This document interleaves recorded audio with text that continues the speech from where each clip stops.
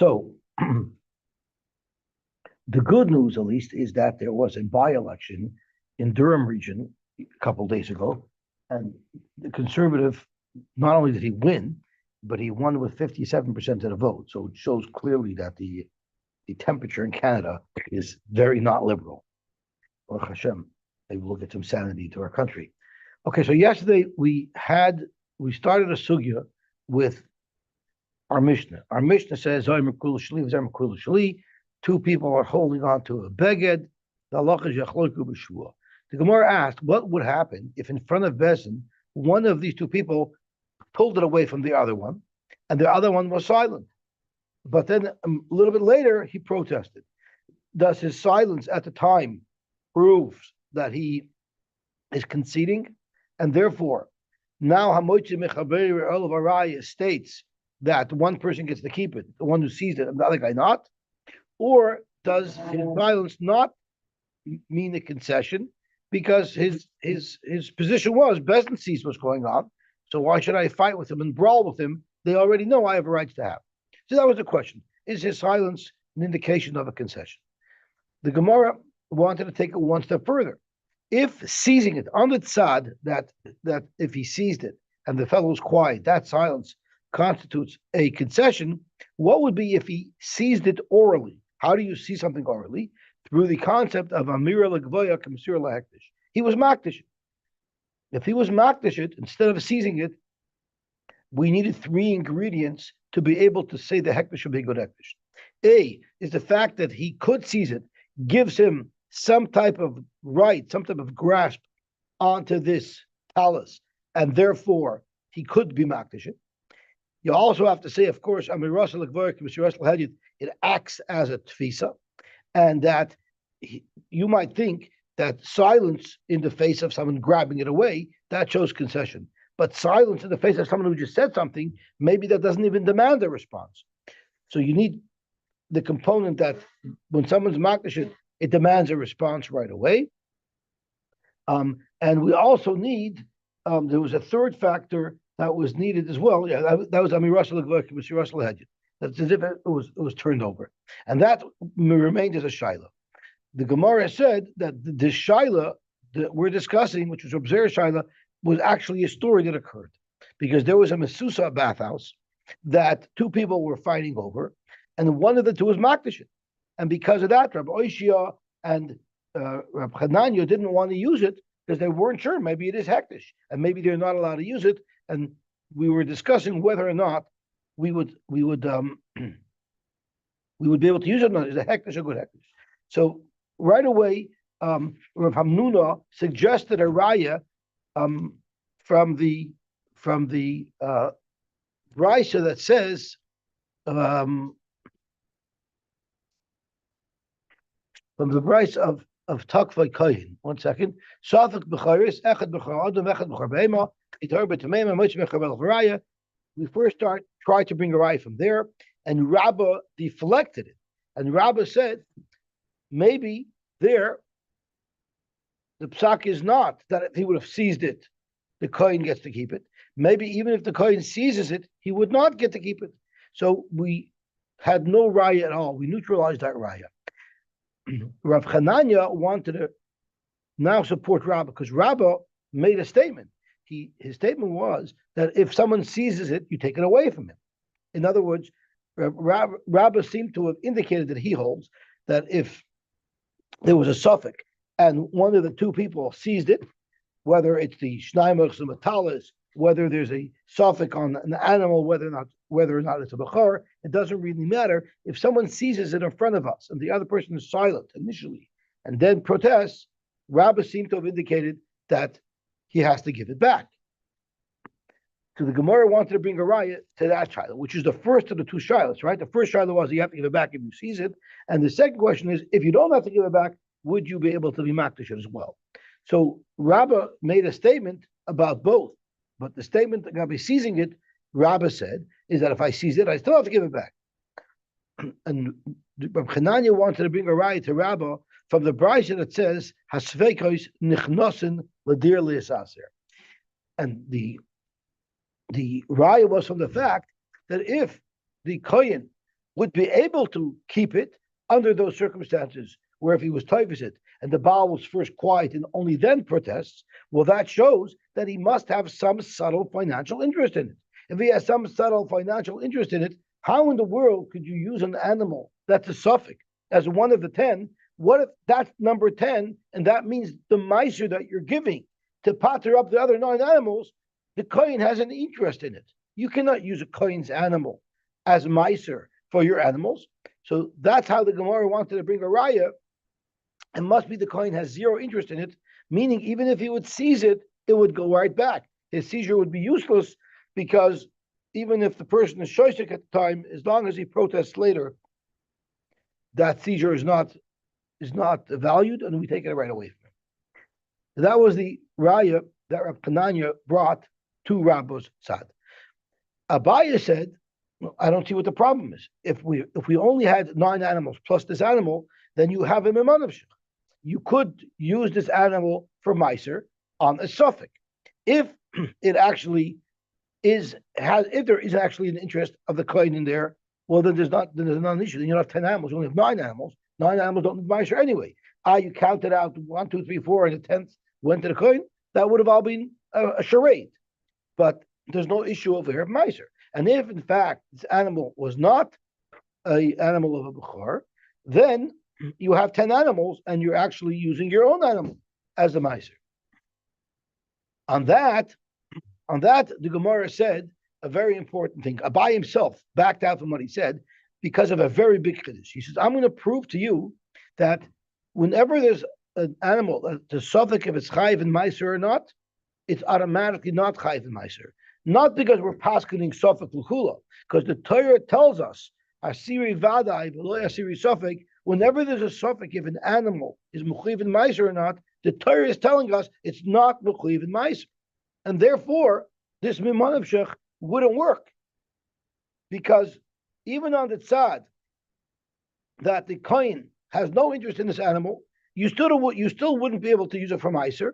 And the reason is because there's a Torah for meiser for any time there's a suffix here. So we're right back where we started from, where in fact we have a raya from a sveikas nechnosen nadir. It must be that the kohen has zero interest in it. So let me just go back to Hadar Amar Abaye, because we stopped like smack in the middle of a sentence. Amar Abaye Lav Milzahi the Amri. It's not a good suggestion that I made that allow us to use this 10th animal that's a suffix mimanavshich, because if it's mine, I have 10 animals and there's no problem. And if the kohen has an interest in it, I don't have 10 animals, so I don't need to take meiser anyway, because the sveika lav bari suri. Once there's a suffix, the suffix the Torah patters automatically for meiser. Ditnan, what was the case? Kafatz echad min amanuyin l'soichan kulam patur. I have 1,000 animals in the pen, and I'm starting my meiser process, and I'm counting 1, 2, 3, 4, 5, and the 5th guy jumped back into the pen. So now I have a scenario where all of the ones that are back in the pen, one of them, amongst them, is already not countable, yet it's in there. So the halacha is everything's potter. The only explanation as to why everything should be potter is because there's a deraisa de halacha that once there's any suffix involved, everything's potter. Because if that wasn't the case, we have a simple solution to continue being meiser the rest of the herd. You would still be able to continue taking meiser. And this is how you would do it. The 5 that you counted already, they're for sure free and clear, because they were called minyan haroy. Whenever you count and there's still enough left in the pen that you'd be able to be mashlim the count to 10, that's considered minyan haroy, and whatever you counted is free and clear. So the first 5 that you counted is free and clear. Now you're going to start a new count. You're going to count 1 through 10. Now there's only 2 possibilities when you count the next 1 through 10. Either all 10 of them are animals that need meiser, and then it's a non-issue. Then the 10th will be meiser, and the first 9 won't. What if one of the 10 that you count in your next cycle, what if one of them was the tainted animal? The animal that's part of meiser. So then, let's say it was number 4, right? So 1, 2, 3 is for sure minyan haroy. Mati asked yesterday, what about 5, 6, 7, 8, 9, 10, right? That's what you asked at the end of the day. That's not a problem either, because any number that you're counting, the 5 that you counted as 5 is really number 4, because the one before it was the tainted animal. So you're continuing to count. You might be off a number, but you're continuing to count, and there's still plenty of animals of non-meiser that are left in the pen. So that's still considered minyan haroyu, because the definition of minyan haroyu is that there's enough left in the pen that I can take meiser. So therefore, it'll pater everything. So we have a very simple solution to take meiser from the rest of the herd. If the next 10 that you count happens to not have that tainted animal in it, shaper meiser. That's a perfect textbook case of meiser. If you love the nifta b'minyan haroyu, all the ones that you count will still be minyan haroyu, the marava minyan haroyu pater. So there's no reason why you shouldn't be machmer on the suffix and take meiser from the rest of the animals, because you will be able to fulfill the halach of meiser perfectly.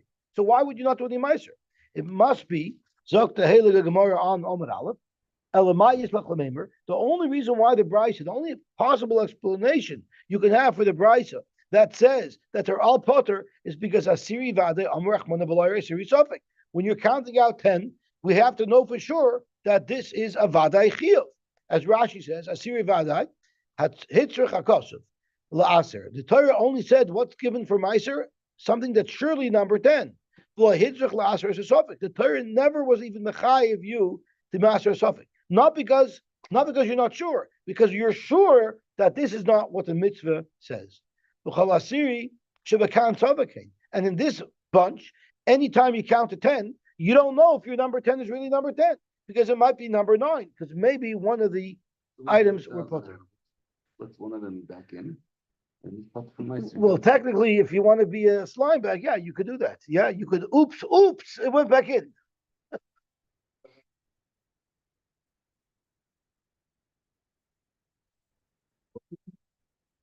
Like if you don't take meiser from Fulin, right, then it's also you can't eat it, right? After it's been okay, you're not allowed to use your animals if you were a meiser. I'm not sure what the halach is of tevel from that, but there's for sure chiyuv to take meiser. Take meiser. Right? So if you can't take meiser from these animals, you're allowed to use them? Yes, because they're exempt. Exempt. Yeah, look at the sparkle in your eyes. Don't try this at home. Why don't we say batul the elef or something? Oh, that's a very good question. Now that you asked it, we'll address that. Okay. When you give the master behind them, so you have a few. That's a different situation. You with all minyan haroyu, you had plenty of animals, so they're all mechuyev meiser. So if they're mechuyev meiser, then the halach is if you call the wrong one, they can both be kodesh. Here, cool. If the tainted animal. No, he only called one asiri. And exactly what's the could be what he called asiri is not asiri. It's talking about meiser, but it's still minyan haroyu. So the chol asiri should be can suffocate. Every 10th guy here, it's really a suffix. It might be number 9. Shafilu yotzap tur b'chamishi shuv eina asiri kara asir l'chi. Shaptur eina min minyan. So therefore, the Torah is telling you that you're potter and gans, because it's a siri vadi v'lo asiri suffix. So even though technically you could put everybody through the meiser process using the mechanism of minyan haroyu, you don't have to, because the Torah says you don't have to. So if that's the case, hachanami related to our case of a sveikos nichnosin l'dilis aser asiri vade arach mana v'lo asiri suffix. So therefore, if you're going to make an argument that if the coin would have been toifus, so remember, let's rewind a second. We're talking here about an animal that it's a suffix if it's a bechorah. If and we said a sveikos nichnosin l'dilis aser, we were speaking about a suffix. It wasn't a bechorah itself. It was a suffix if it was a petach chamor and the balabais was pointed a petach chamor with a seh, that seh is nechnas l'dir l'saser. Now, if that seh would be seized by the kohen and the kohen would be able to keep it, of course, under the same circumstances where a person was quiet and then he was moicha, because that's the shayla we're talking about. If a kohen would be able to keep it, we consider that a subtle financial interest in the animal. If the kohen had a subtle financial interest in the animal, you cannot use it for meiser. How could you use the kohen's animal to pater your meiser? And you can't say it's because of a mimon of shech, because we've just proven that once there's a suffix, you're for sure pater for meiser. So the fact that a sveikus nechnas l'dir aser is proof positive that the kohen has zero interest in this animal upon which there is a suffix, and therefore it's a raya that even if he seized it and the person was quiet and he was moicha later, it goes right back to the bailim, and therefore the hamochi mechaver olav haraya is only on the Yisrael. It's only on the Yisrael. The Yisrael gets to keep it. The kohen does not get to keep it. So you have a good right.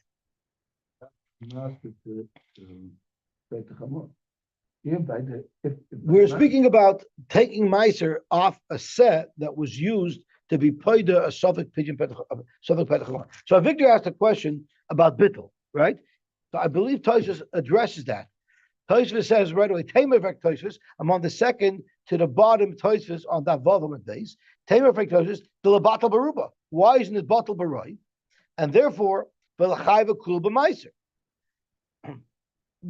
We have a concept that Dover Shebaminyan means something that's counted individually, such as an animal. Not even talking about 10 pounds of truma into 1,000 pounds of kulin. That's not a Dover Shebaminyan. You don't count individual kernels, but you count individual animals. So the Dover, so Tosfos, but here the Dover Shebaminyan would be batal. The Dover Shebaminyan like batal, Haini midrabanan. That's a chomer midrabanan. But midaraisa, there's no chiv here. The kavua nami ain't shaykh. We also have a rule called kavua can mechza. Maybe this is kavua. That's not true either. The kavua nami ain't shaykh ela b'davar shoy iser v'heter nikar and v'yaduin. Kavua can mechza is when the iser and heter are defined. I see 9 stores that are kosher. I see 1 store that's non-kosher. It's defined. Here it's all a mixture. And v'liyadam echan lochach. They're going tesach chanuyos. Uberi nami lahavet. There's a concept that a full burial, a full creation is not bottled. For instance, that's the problem we have with worms and bugs, because they remain, even though they're tiny, they remain intact. That's why they're not bottled. Uveri nami lahavet could the parach b'chulin. Ve'in loymar shalei nisher be'eder rak echad the lekaruba, and don't say the case was there wasn't the roiv. The lashon l'soichel mashmachi. So Tosfos asked the kasha, and Tosfos does not have an answer. So it's a very good kasha. But I just want to point out, even though Tosfos didn't have an answer, he actually went weiter. So we'll do the same. You know, in yeshivas they don't do that because they never got to this Tosfos. It was already that vav, you know. Okay. Sag to Gemara weiter. I'm sorry. Why is it not called a berry? It is a berry. So he says the reason why it's Uberi Nami Lahava could the precious b'chulim. I don't know. I don't know the answer. So Tosfos says look it up in chulim. I did not look it up, so I don't remember why it wouldn't be considered a barrier. Okay, Zok to Gemara. So let's go back to where we started from.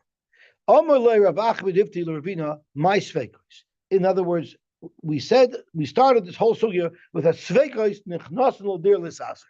And we already went through, Rashi already helped us know what it's referring to. It's referring to a set that you use to be paida a suffix heter chamor. But now we're going to go through the mechanics of how Rashi reached that conclusion. What is the sveikus nechnas l'dir l'saser that we discussed yesterday?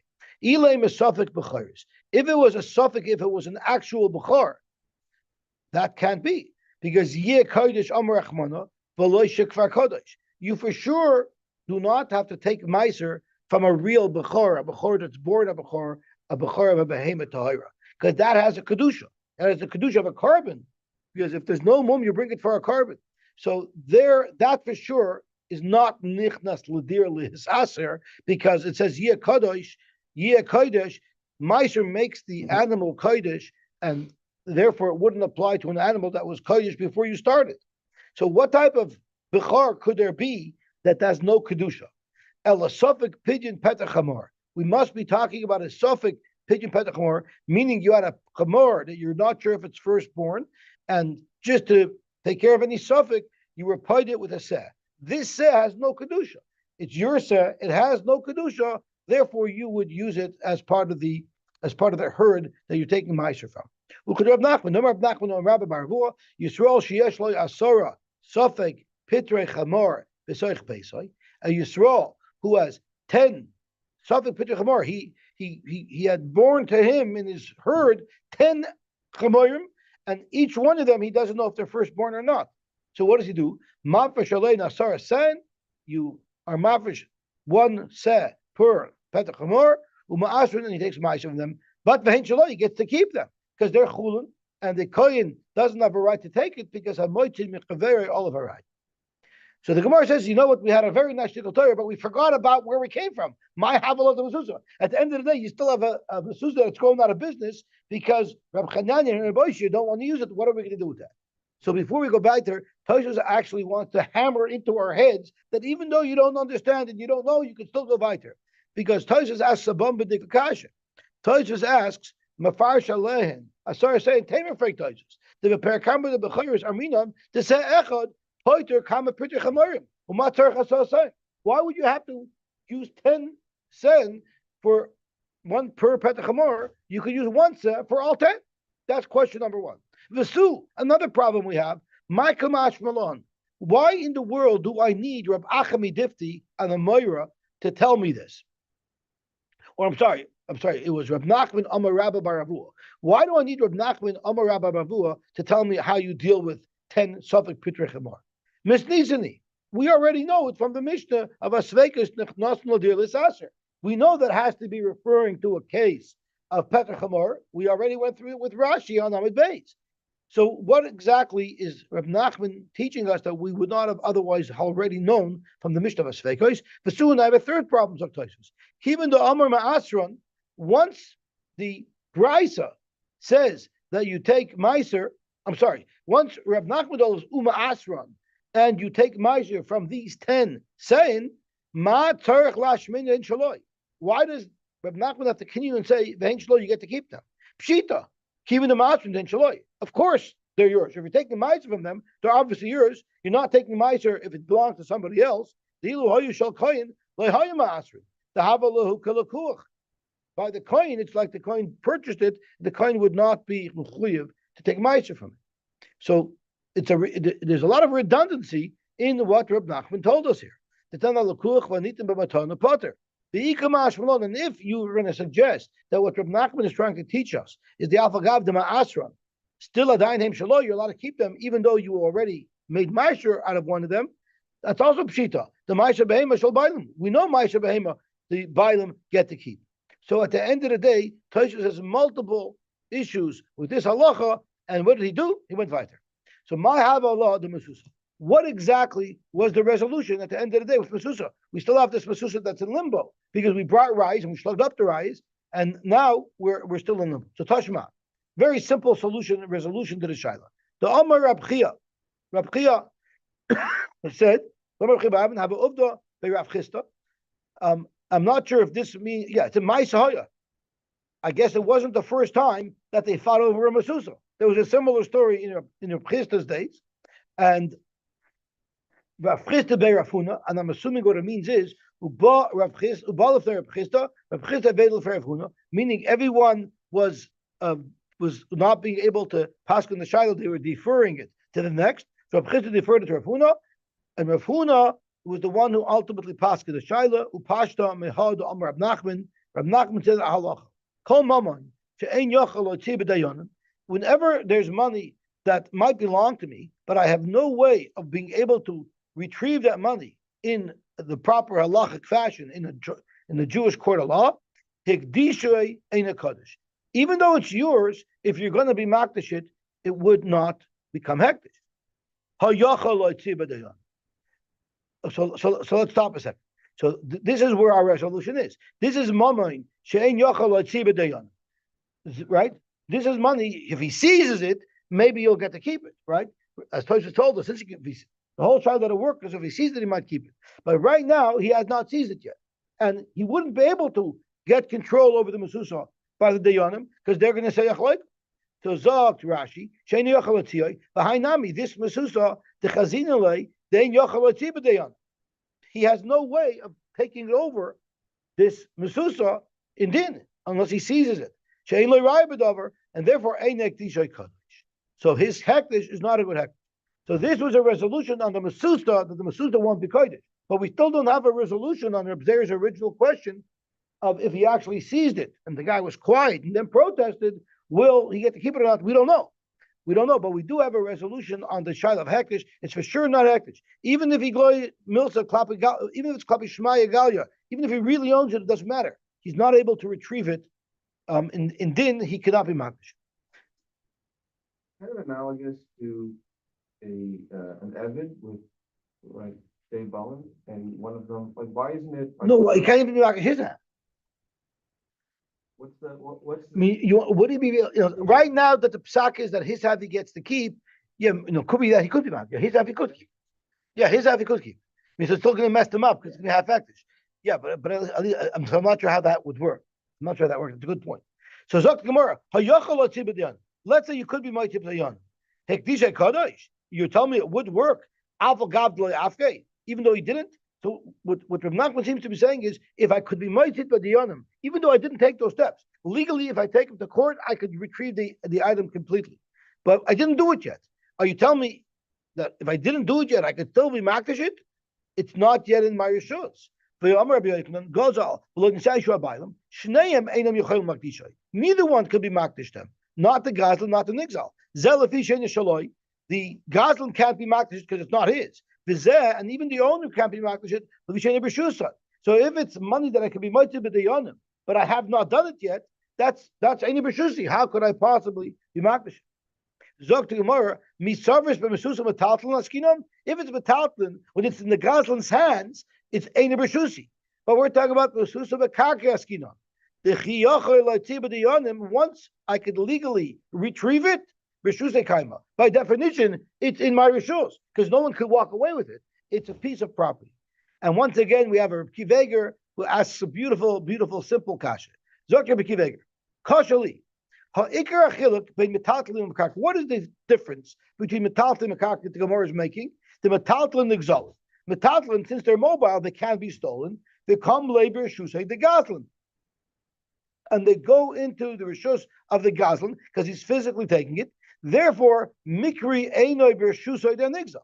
Since they physically transfer into the rishus of the gazlan, it's in the gazlan's trunk, it's in the gazlan's house, it's not in the nigzal's house, so it's einoy b'shusay the nigzal, even though the nigzal owns it. Aval karka, anything else. You can't steal karka because it's not mobile, and therefore, v'loikam b'shusay the gazlan, the karka will never be in the rishus of the gazlan because karka doesn't move. Didn't we say before, that you can take the karka by squatting on it, or by locking it? We have that discussion. That's right, but it won't change the rishus. There's any shalom b'shusay. So yes, I could squat on it and prove that it's mine, or make you into a mocha mechavera. That's true. But the fact of the matter is, you don't. If we know for sure that I own it, it cannot be considered not b'shusi. Whoever owns it, it's automatically b'shusay. You can't split. The metalton you could split between who owns it and whose rishus it's in. Karka, you can't make that split. Whoever is determined to be the owner will always say that the karka is b'shusay because karka is not mobile. I can't take your karka and hide it. You only get it if you seem to have proof that it's yours. So then it's both yours and it's b'shuscha. Here we're looking about whether you could split the shaloi from the b'shusha. So only by the telephone you could do that. So that's the simple understanding of why karka is different. Zok Tosfos oibazoi. What if I had a case of metaltlin that also remained b'shusi, that was stolen? In came the metaltlin, the gazal beloy kinyan. By metaltlin, where the gazlan took it, but he did not make a kinyan gzela on it. The laikamber shusay the hagazlan, the thing changes the nusach. The laikamber shusay the hagazlan. Now, even though the gazlan took it, since he didn't make the proper halachic gazlan kinyan, it's actually not even considered in the rishus of the gazlan. And we learned that if the gazlan doesn't make a proper kinyan on it, there was a question about how he stole an animal. If he didn't steal it properly, he didn't make a kinyan, then the animal dies. The gazlan is not chayiv on it. Why? Because he's not considered a gazlan until he does at least the minimum kinyan that a gazlan has to do. So what if the gazlan took us an item, but he didn't do a kinyan? So it's not considered transferred into his rishus. Then that metaltlin have a kakarka, the manchi b'shusay the nigzal. We will say that it remains in the rishus of the nigzal because the gazlan didn't do the necessary transfer. If that's the case, hacha b'mesusa, the hagzela, the mada amar di deal. What was the case of mesusa? Nobody was physically holding it. One guy claimed that it was his. The other guy claimed that it was his. But there was never a kinyan made by the Gazlan on the Mezuzah, even if the Mezuzah was Metaltlin. Even if the Mezuzah was Metaltlin, in this case, the Mezuzah would still be in the Rishus of the original owner because no one's seizing it away. The whole Gzela is merely because someone's claiming that it's his, not because he's physically seizing it. The Leka Kinyan, and there's no Kinyan over here. The Gazlan, even the guy who's claiming falsely that he owns it, has not been claimed, has never removed it from the Rishus of the owner. So therefore, Yochel HaNigzal Lakdishai, the Nigzal should be able to maktiv a Torchin. So what Rabbi Akiva is asking, why was it necessary to say that it's the Mesusa of Karka, even if it was Metaltlin, it has still remained in the Rishus of the Nigzal, because no one took it away from him. Someone's just making a claim on it, but no one actually physically took it. So that is Rabbi Akiva's kasha. Very simple bolbatish. Zog the Gemara weiter. I'm sorry? Who goes further? I'm kidding, going further, that's right. Tani Rab Tachliva by Marava Kamei Rab We're running very late. Tani Rab Tachliva by Marava Kamei Rab Shnaim Aduka Batalis. Two people are holding onto a talis. So they're not necessarily holding it smack in the center. You know, one guy might have 2/3, one guy might be holding it at the 2/3 mark, one guy might be holding it at the 1/3 mark, right? Depending on where they're grabbed onto. So then noitel admokim shiyodim agas, then noitel admokim shiyodim agas, v'ashar cholkim b'shaber. So if our fists are right up against each other, I take what I have, you take what you have. If our fists are not right up against each other and there's some space in between, what we share is the space in between. So whatever's between my fist and my body, and whatever's between your fist and your body, that's for sure yours. Machvi le Rabavo comment when Rav Tachliva told him this, Rabavo pointed up, Uveshvua. Even though they're going to each get what they want, they have to swear, and most Rishonim learn they even have to swear on the part that they're getting to keep. They even have to swear on the part that they're getting to keep, the part that they're not doing a chloiku one. Elamasnizim the katani the palgi badadi v'lekatani zenoitlat makom shodem megas hechem shkachas. Why is it that our Mishnah doesn't say that? Because if that's the case, whatever's in your hand you keep, whatever is in his hand he keeps, and we only split what's in between. How come our Mishnah wasn't more specific? And our Mishnah said yachloiku. Then our Mishnah has to be speaking in the case where you're exactly holding it in the middle, and I'm exactly holding it in the middle. I mean, that's not how they picked it up. I'm not sure how it happened, but that's what we see in front of our eyes. So Zog to Gemara, Amar Papa, you know what the case of our Mishnah is? The Tefsisi B'Karkashta. They're holding, each of them are holding the fringes. I'm imagining a long scarf and with fringes on either end, and each guy's holding onto fringes. So there is where we split it. Because Kasha is Begraden Shebishnei Rosh and Shakar and Parnaj. I assume that means fringes. Is that what the Amar Basharsha Shemamina, you know what you see from here? Hi Sudra. When someone wants to be koine with Kinya Chalipin, so what happens? The makna takes a shmata from the koine. So the koine gives a shmata to the makna. The makna is koine the shmata from the koine, and by being koine the shmata, he's transferring over whatever he's giving to the koine.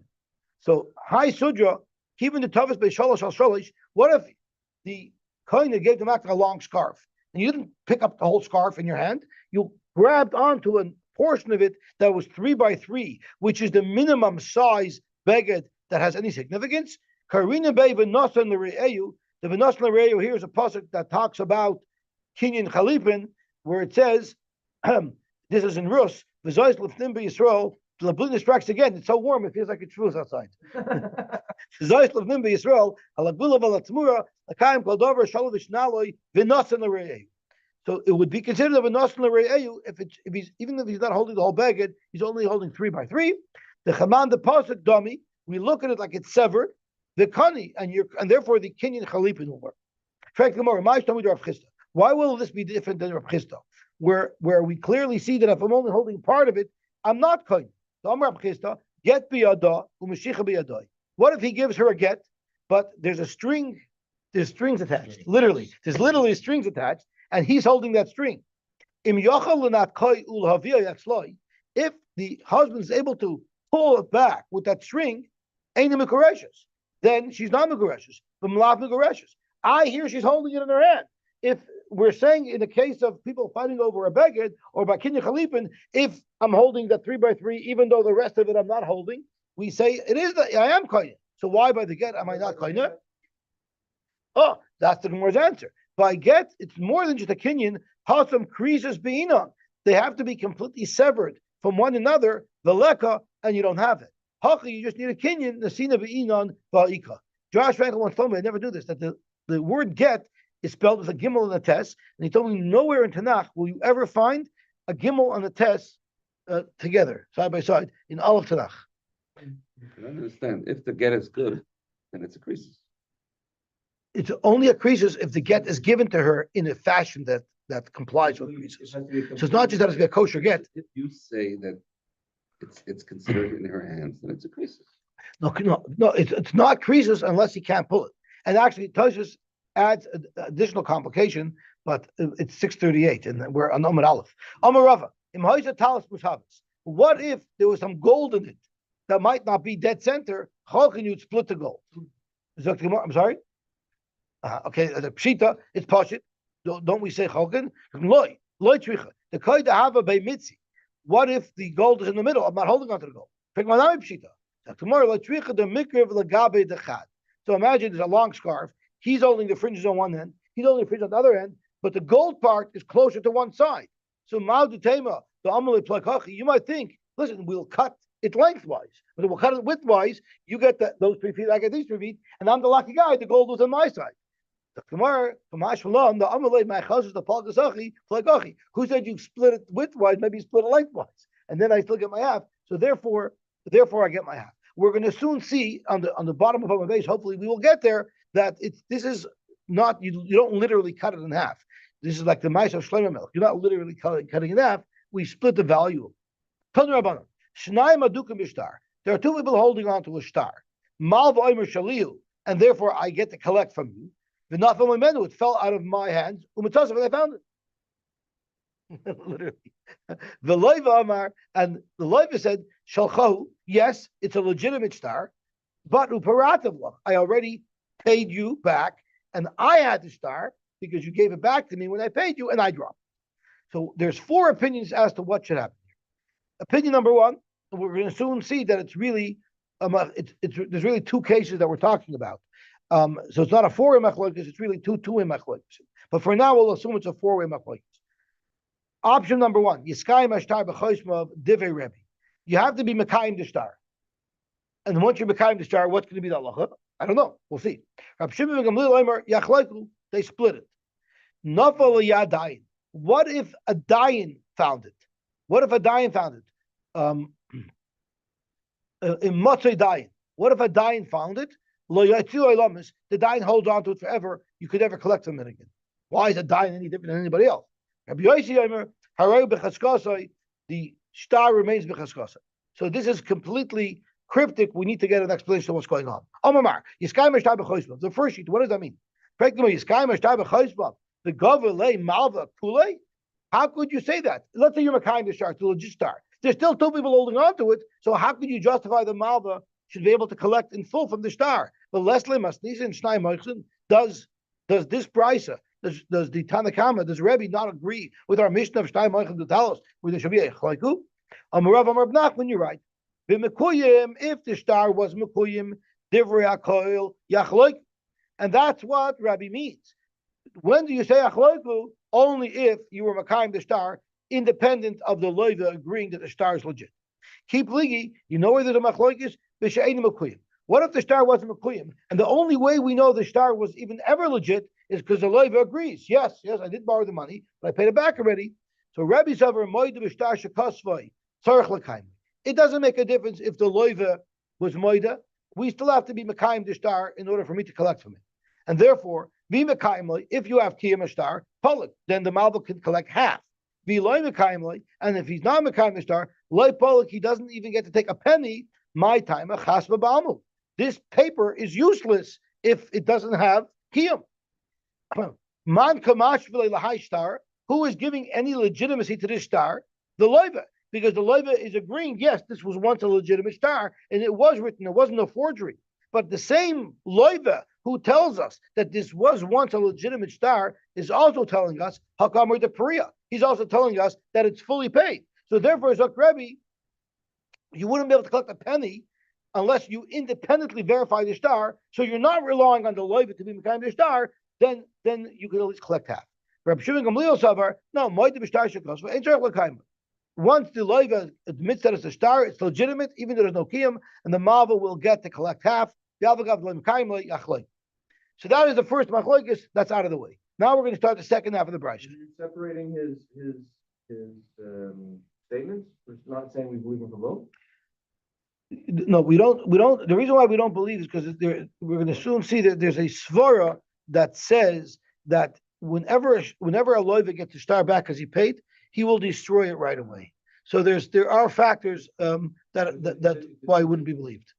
Okay. What about nafali adayin lo yitir lamas? Frank tomorrow, who cares if it's a dayin? Who cares if anybody finds it lo yitir lamas? Maish no dayin, maish no yadayin. Amarav hachikam. This is what the third shita is. I think it's Rabbi Yosy saying this. No, who's the third shita? Rabbi Yosy. It's the Rabbanan. I don't know if there's even anyone quoted in saying this. Yeah, there's no one quoted. It's the Rabbanan. We'll call him. The Rabbanan said, "Nafal yadayin lo yitir lamas." Amarav hachikam. The achar shemotza star. It doesn't mean the dayan found. If any third party finds a star, shenafali adayin, it was by the dayan, meaning the dayan was already mekuyimit. So the shenafali adayin is a code word for kiyum. If someone found a star mekuyim on the street, then lo yotzei lamayis. So hechidami, how do you have a mekuyim? What do you mean nafali adayin? The hechidami the cause of henpik. Henpik is the declaration that the best writes on it. We checked out the star, we checked out the Adam, it's legitimate. So if someone finds a star on the street that says that, lo yotziu elam is the person who found it is not allowed to give it to anybody, as Rashi says, lo loiva lo mavla. Achiyove elio Adam sharom yad minach. This is a legitimate star. We have to hold on to it until we have proof of who it belongs to. If there's no hempik on it, then for sure the malva cannot ever collect with it. It's possible that the loiver wrote up the star in hopes that he would meet the malva and say, "I already have the star written. Lend me money," but it never panned out. So therefore, sure the malva it's not a legitimate star. The mekuyim. So there actually was once a hava that happened. Still, you still don't give it back to the malva. We're afraid that it was paid back.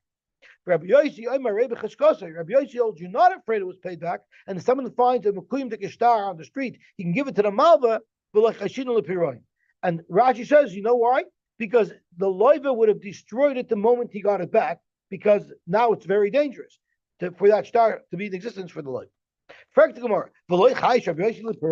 Are you telling me that Rabbi Yosy holds that if you have a good legitimate star, you're not cautious that it gets paid back, and if someone finds it on the street, he can actually give it back to the malva?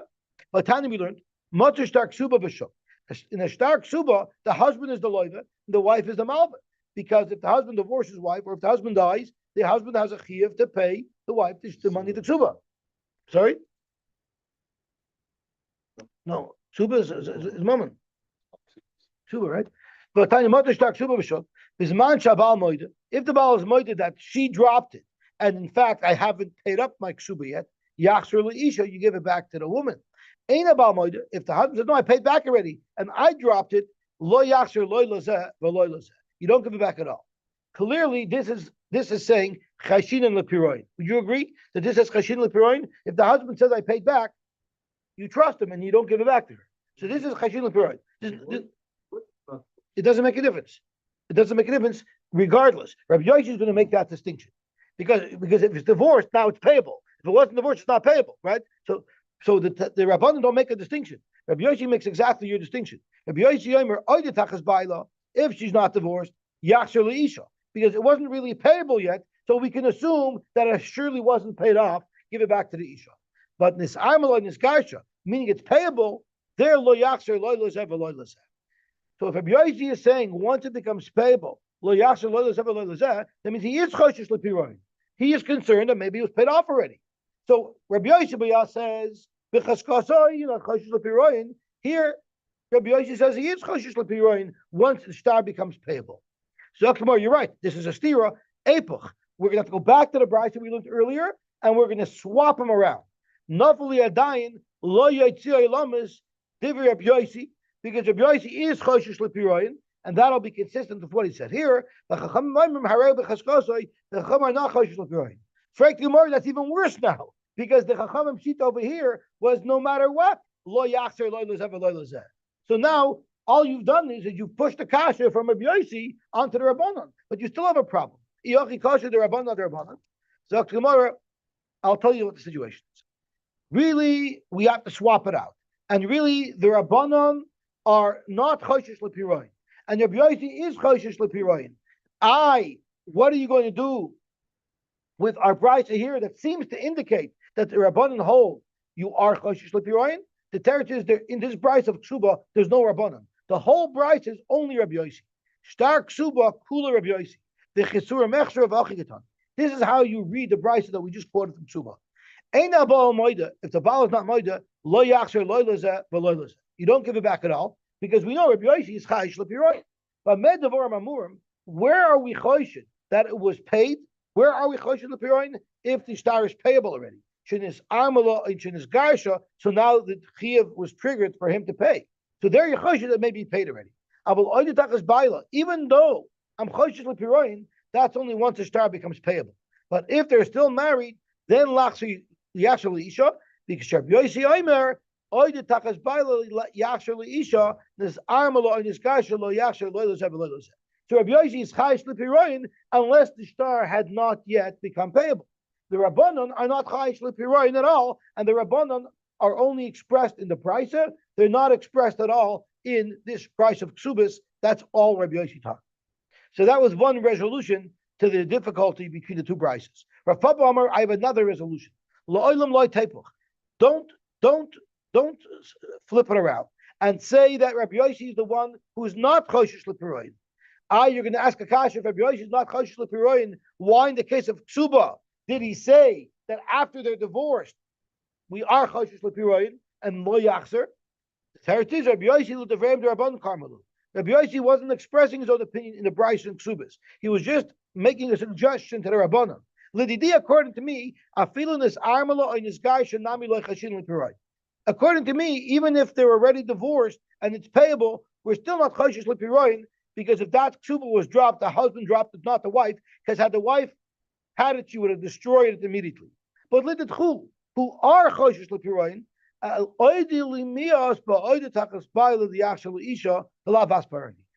Rabbanan, you are choshesh l'piroin. At least be moided to me that before they got divorced, before it became payable, at least there, don't be choshesh l'piroin. The Rabbanan say, yeah, we're not choshesh l'piroin. But we still have a concern why, even if a married woman dropped a ksuba, we still have reason to believe that she shouldn't get it back, because Amar tzorari atvisa.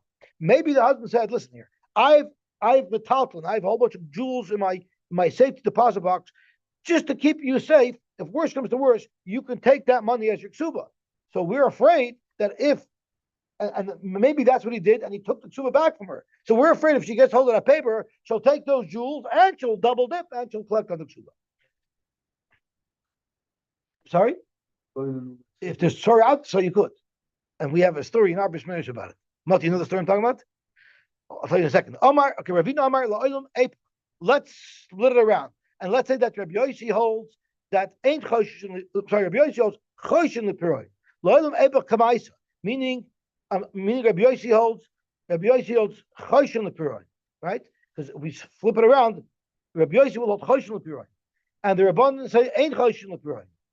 If the Rabbanan say ain't choshesh l'piroin, why over here did he say in the price of ksubis that you don't give it back?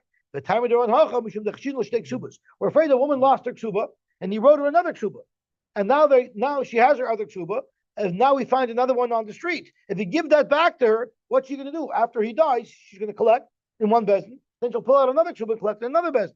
Rabbi Yosy is not concerned that might happen.